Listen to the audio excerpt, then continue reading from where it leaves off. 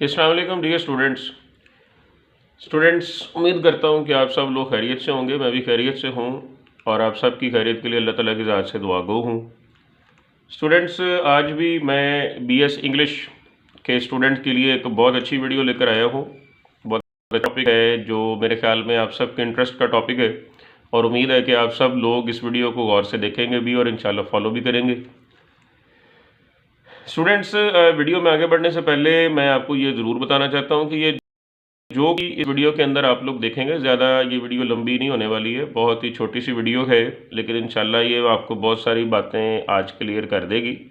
तो जो कुछ भी बातें आप इस वीडियो के अंदर देखने जा रहे हैं, सीखने जा रहे हैं, ये सारी वीडियो में जितने भी पॉइंट्स हैं वो सब पॉइंट्स मैं दो रिसोर्सेज के ज़रिए से आपके सामने पेश कर रहा हूँ। एक तो उसका जो ज़रिया है वो मैं खुद हूँ कि ज़ाहिर है मेरा अब कुछ अपनी टीचिंग के अंदर एक्सपीरियंस भी हो चुका है और मैं इन चीज़ों को अल्हम्दुलिल्लाह जान गया हूँ।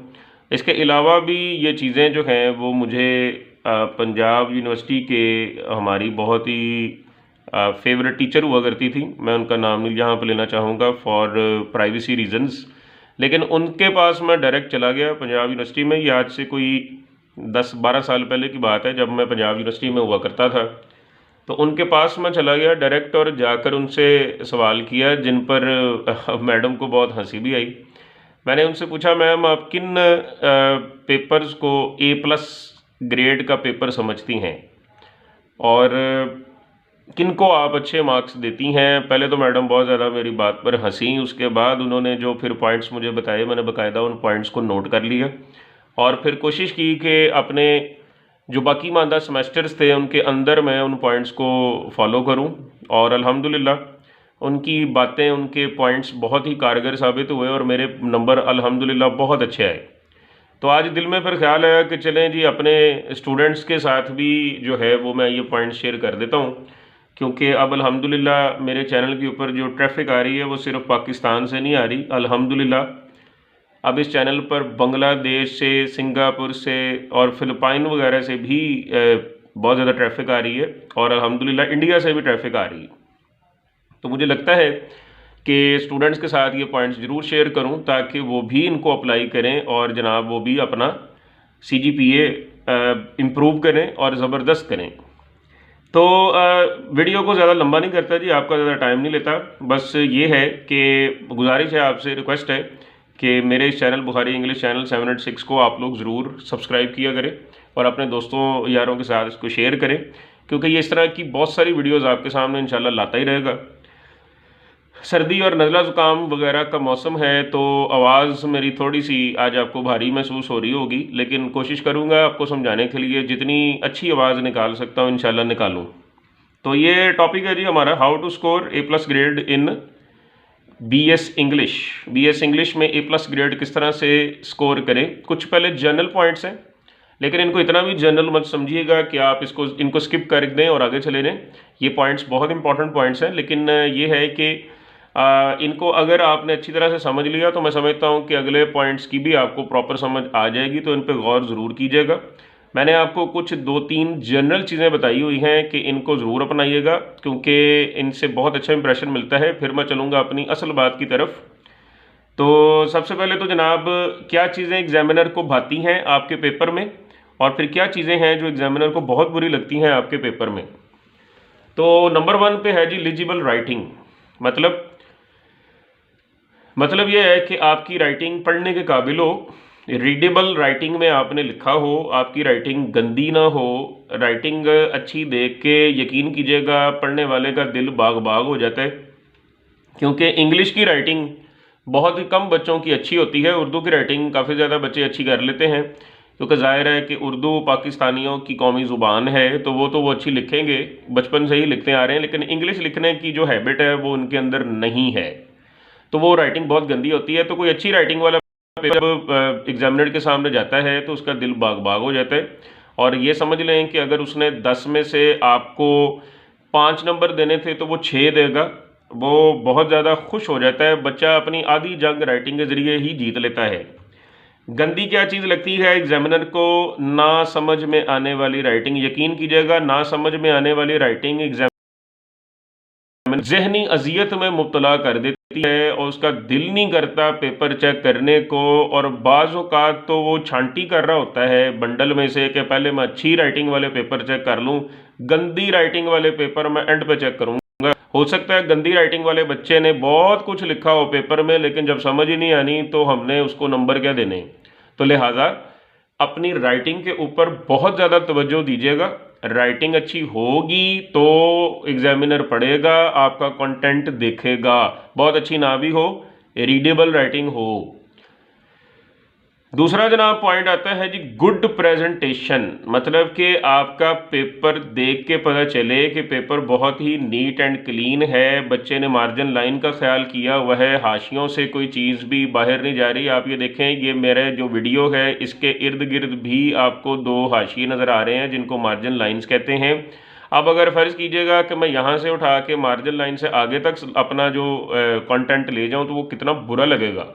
इतना ही बुरा एग्जामिनर को भी लगता है जब वो मार्जिन लाइन के बाहर आपकी चीज़ें जाती हुई देख रहा होता है, तो उसको बहुत बुरा लगता है। इसके अलावा जो आप लोगों ने स्याही से पूंजे मारे होते हैं वो बहुत बुरे लगते हैं। उसके अलावा आपने एक ही पेंसिल से काम किया होता है, वो देख के बड़ी कोफ्त होती है, वैरायटी नज़र नहीं आती है, डिफरेंट कोई कलर नज़र नहीं आता, कोई मार्कर नज़र नहीं आती, तो वो पढ़ने वाले के लिए बहुत ही टीडियस किस्म का काम, बहुत ही कोफ्त वाला काम बन जाता है। तो लिहाजा अपना पेपर नीट एंड क्लीन करें, चीज़ें हाशिए के अंदर लिखें, मार्कर्स का इस्तेमाल करें, अच्छी अच्छी हेडिंग्स दें, उसके बाद मुनासिब मुनासिब लिखें ताकि प्रेजेंटेशन आपकी बहुत अच्छी हो जाए। एग्जामिनर को जहर लगती है बैड प्रेजेंटेशन के बच्चे ने एक ही पेंसिल से लिखा हुआ है, पेपर पे गंद मारा हुआ, इतना गंद है कि जिसकी कोई हद कोई नहीं। तो इन बातों का ख़ास तौर पे ख्याल रखिएगा, अपनी प्रेजेंटेशन को बेहतर कर लें।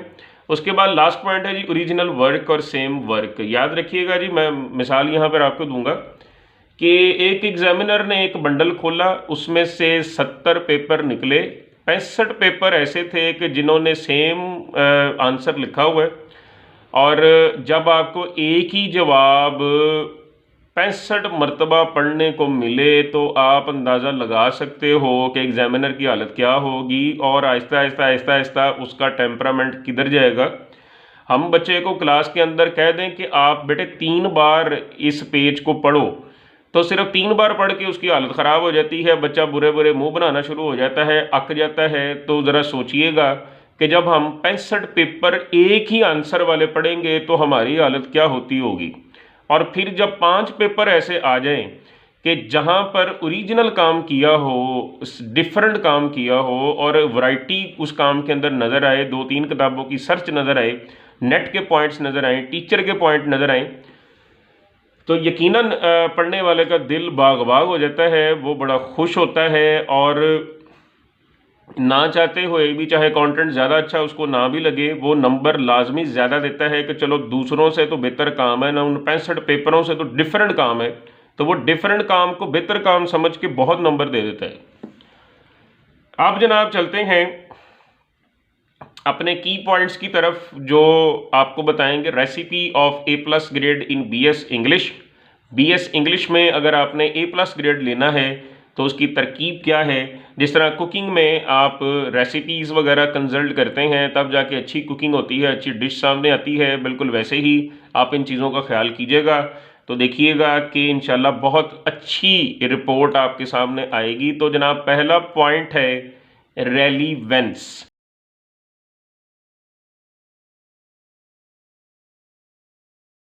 कोई इधर उधर की बात नहीं डाली, समरी नहीं लिख दी उठा के, बल्कि जो पूछा गया है उसी का जवाब आपने प्रॉपर छापा है।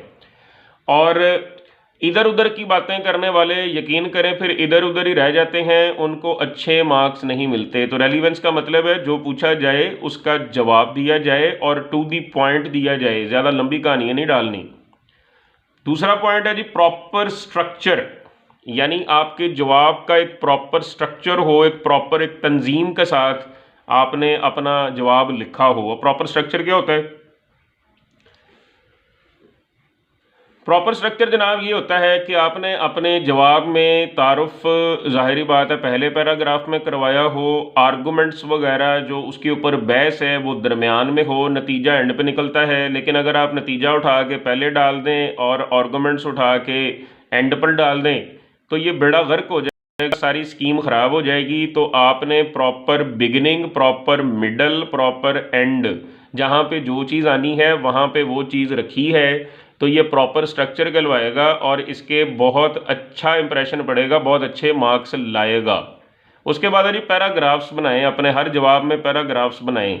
आपने लफ्ज़ों की एक दीवार जब खड़ी कर देनी होती है तो एग्जामिनर के लिए मुश्किल हो जाता है कि वो उस दीवार के दरमियान से कुछ और देखे, मतलब कि कोफ्त होती है देख कर कि यार इस बच्चे ने कोई ब्रेकेज नहीं किया हुआ।